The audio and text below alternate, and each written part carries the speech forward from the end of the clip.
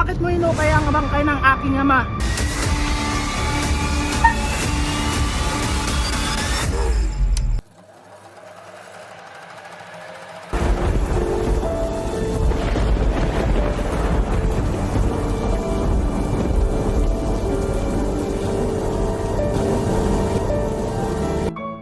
Alamin ninyo ang kwento ng mga taga San Diego.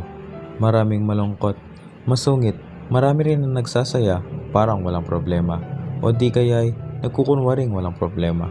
Sa kalye Anlualge ng Binundok, sa isang malaking bahay, nakatira si Don Santiago de los Santos, na higit na kilala bilang Kapitan Tiago.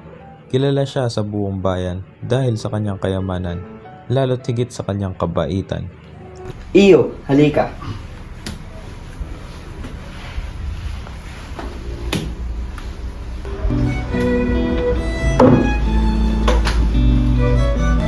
Nagpaluto talaga ako ng tinola para sa'yo. Patid kong matagal mo na itong hindi natitikman. Salvador, pasok ang sopas.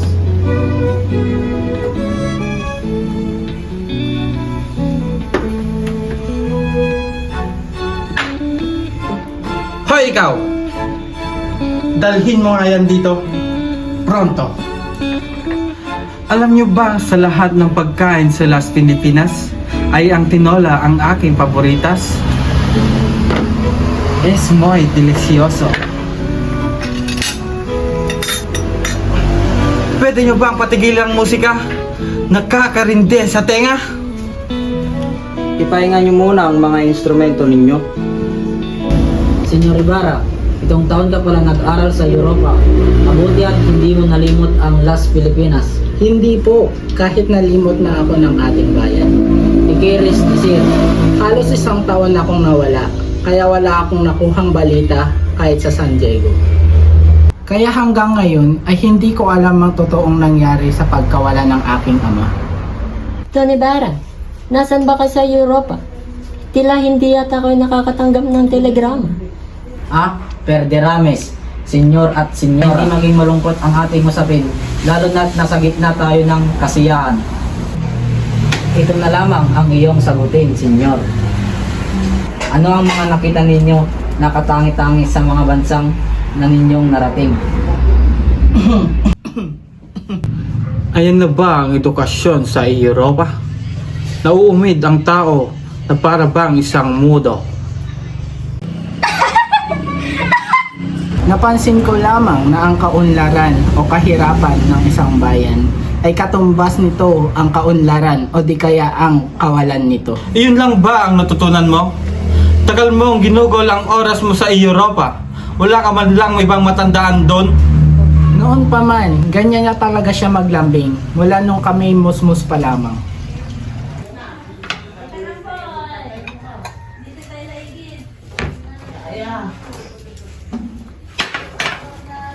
Hay nako, naway tanggapin ninyo ang aking sinserong pamanhin. Stansya, pagputuloy po natin ang hapunan. Maupo ka muna po, Iyo. Hindi na po, Tiyo. Ipagpaumanhin niyo pong lahat. Ipagpaumanhin niyo po, Tiyo. Ngunit kailangan ko na magpaalam pa. Inom na lang po tayo para sa ngalan ng Las Pilipinas at Espanya. Salud!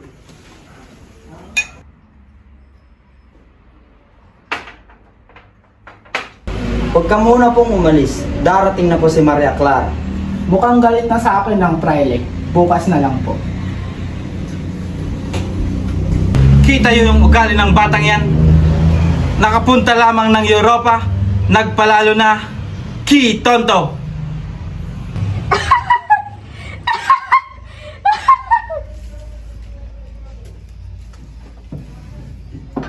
Muchas gracias.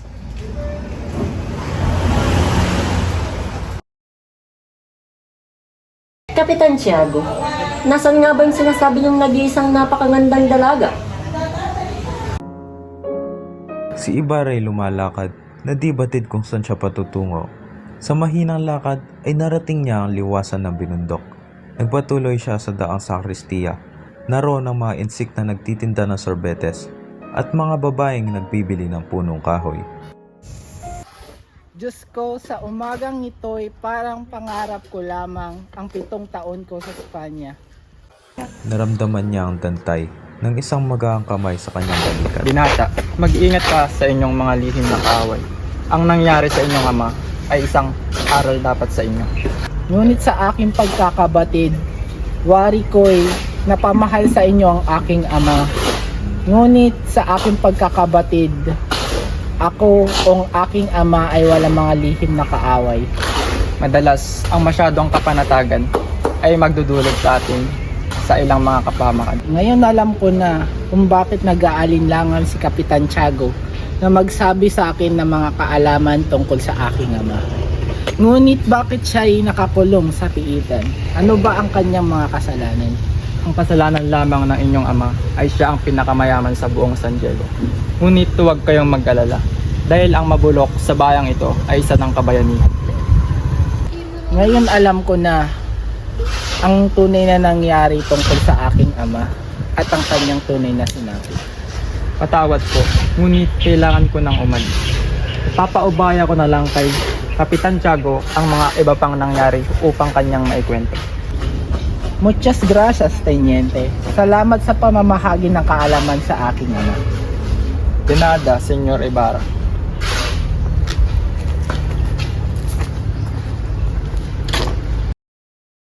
Nagpaalam na ang dalawa sa isa't isa. Nagpunta na sa kwartel ang tenyente, habang sumakay naman si Ibarra ng kalesa at nagpahatid sa Fonda de Lala. Samantala, sa bahay ni Kapitan Tiago, Nabusog kayang mga bisita sa handaan? Palagay ko'y oo, Santiago. Paniguradong napusog sila sa dami ng handa. Oh, Clarita, narito ka pala. Tia Isabel. O siya, maiwan ko na muna kayo at marami pa kong aayusin sa kusina. Tila yata may bumabagabag sa iyong kalooban. Meron nga po ba? Walang anuman, Iha. Nagpapasalamat lang ako sa Panginoon at binigyan niya tayo ng magandang buhay. Ngunit wari ko'y mas masaya sana kung ang iyong ina ay hindi nawala sa atin ng maaga. Papa, huwag niyo na pong balikan ang nakaraan. Mabuti pa ay matulog na kayo. Paniguradong pagod na pagod kayo simula pagtanggap ng bisitahan. Nagpapasalamat ako sa Diyos at biniyayaan niya ako ng napakabait at napakabuting anak katulad mo. kinaumagahan, makikita si Maria Clara na nakaupo sa isang silyon katabi ng isang bintana habang abala sa pagbuburda. Bukas sa kanyang kilos na may hinihintay siyang bisita. Mahabaging Panginoon, ano kaya ang dahilan ng kanyang pagkahuli? Ang kanyang pagkainip ay napawi ng may kalesang pumara sa tapat ng kanilang tahanan.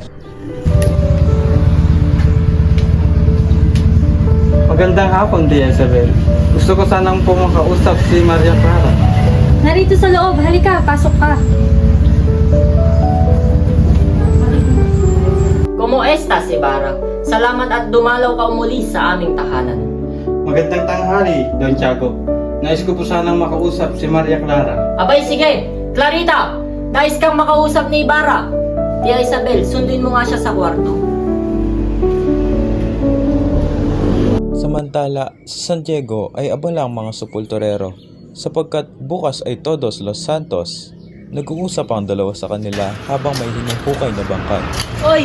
Sa ibang lugar na lang tayo magukay. Bagong-bago pa oh. Bagong-bagong mga bangkay dito. Ayoko na! Kitang-kita mo may dugo pa yung buto. Ang arte mo naman, kung ginawa mo yung ginawa ko, 20 araw na nakalibing ang bangkay dito. Madilim pa ng gabing yun at saka malakas ang ulan. Patay sindi pa ang ilaw. Nakakatakot naman yung mga sinabi mo. Natanggal ang mga paa ko sa ataol na yon kaya lumabas ang kalahating katawan ng bangkay. Sobrang baho nito at saka inilibing ko pa sa gitna ng gabi. Bakit mo inukay yung bangkay? Nasaan ang bangkay? Sino nag-utos sa'yo? Sino pa ba? E di si Kurang Malaki. Para ka namang gwardyang sibil kong magtanong. Inutos sa akin na ihukay ang bangkay sa libingan ng Mainchik. Ngunit hindi ko ito nasunod. Bakit? Dahil sa sobrang layo nito at saka malakas pang ulan. Ayoko na. Nakikita mo yung bangkay na yan? Natapakan ko yun kanina. Nabiyak yung bungo.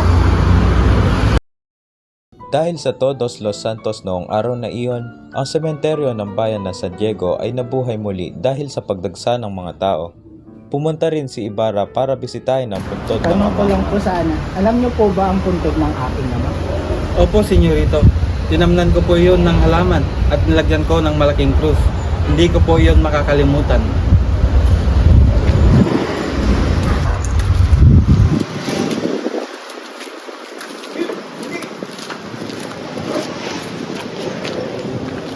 Nakalipas na ang ilang oras, ngunit hindi pa rin nila makita ang puntod. Akala ko po ba'y alam niyong kinalalagyan ng puntod ng aking ama? Dispensa po, senyor. Alam ko naman po talaga kung nasaan yun. Hindi ko lang po maintindihan kung bakit po tayo nawawala. Ayun! Alam ko po, doon po siya nakalibing. Itanong mo sa sepulturero kung ba't gano'n ang puntod.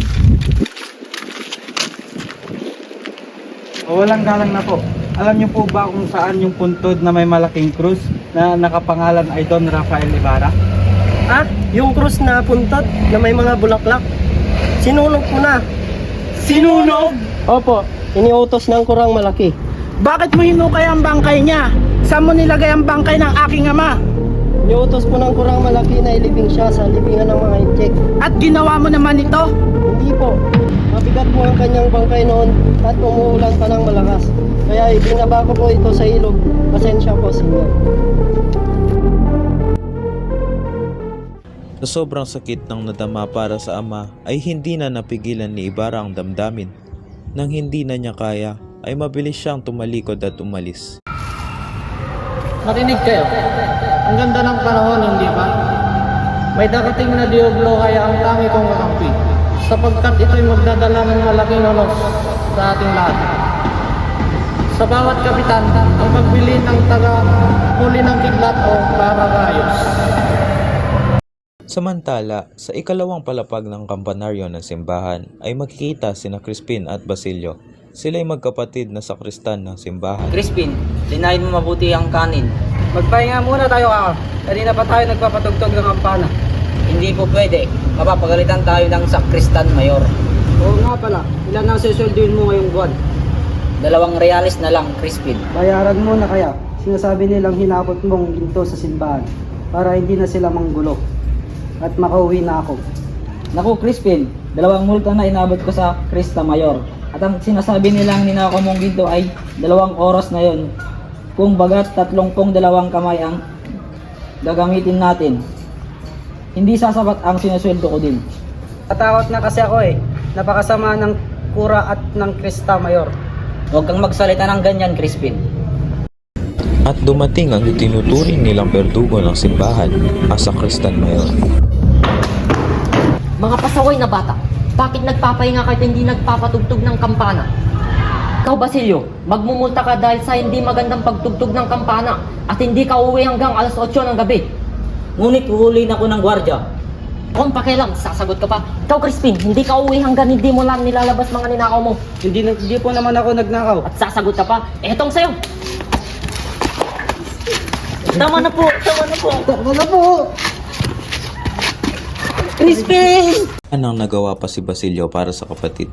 Tanging mga hambalos, impit na sigaw at daing na lamang ang kanyang narinig. Pagkatapos noon ay nakabibinging katahimikan. Pagdating ng 10 ng gabi ay nakapinid na ang buong simbahan, kaya't kinalag niya ang tali ng batingaw upang makapadausdos siya mula sa bintana ng kampanaryo. May maririnig na 2 putok ng baril sa lansangan, ngunit walang sino man ang pumansin. Samantala, sa labas ng bayan ay makikita ang maliit na dampani na Sisa, ang ina ni na Basilio at Crispin. Masaya siyang nagluluto ng tuyong tawilis, tapang baboy ramo at isang hita ng patong bundok na hiningi niya kay Piloso Potasio. Nagsaing din siya ng maputing kanin at namitas na kamatis sa kanyang bakuran upang gawing sausawan. Nako, siguradong magugustuhan to ni Crispin at Basilio. Sisa, nasan yung pagkain? Nagugutom na ako. Saglit lang, niluluto ko pa ang pagkain. Dali na, bilis! Hindi mo muna ba hihintayin ng iyong mga anak? Si Basilio, magsusweldo siya ngayon, uuwi siya. Hindi na, ipagtabi mo na lang ako ng 1 real.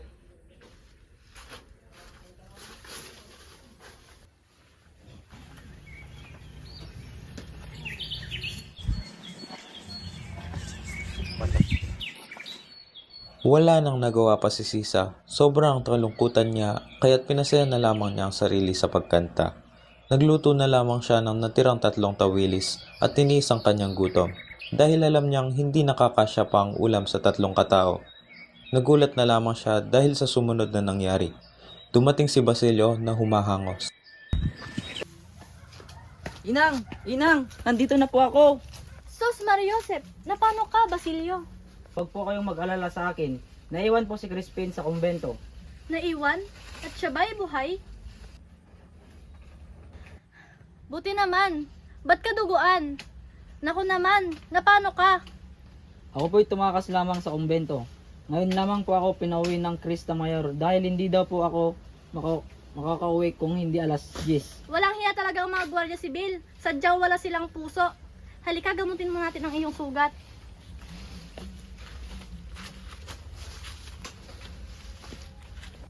Inay, may pagkain pa po ba? Ako kasi ay nagugutom na. Pasensya na anak. Isang tawilas na lamang ang natira para sa inyo. Ngunit inubos ito ng inyong ama. Pagpasensyahan nyo na lang din siya. Hindi ka po ba niya sinaktan? Huwag ka na mag-alala. Hindi naman niya ako ginawan ng masama. Bakit daw kasi hindi makakauwi si Crispin? Pinarosahan kasi siya ng Krista Mayor dahil nagnakaw daw po siya ng 2 ginto kahit hindi naman po talaga siya ang nagnakaw. Ngunit hindi daw po siya makakauwi hanggat hindi niya binabalik ang mga iyon. Mahabaging Panginoon, kawawa naman ang bunso kong anak. Hindi naman magnanakaw ang anak ko eh. Huwag kang mag-alala. Kakausapin ko muna ang kura bukas. Huwag mo na isipin, matulog ka muna. Umagahan ay maagang namitas si Sisa ng mga pinakahinog at pinakaberdeng gulay sa kanyang gulayan. Inilagay niya ito sa isang bakol at saka umalis upang pumunta sa simbahan at kausapin ang kura. Tao po. Magandang araw po. Sino po kayo? Ako po si Sisa. Yung ina ng sakristan, si Christine.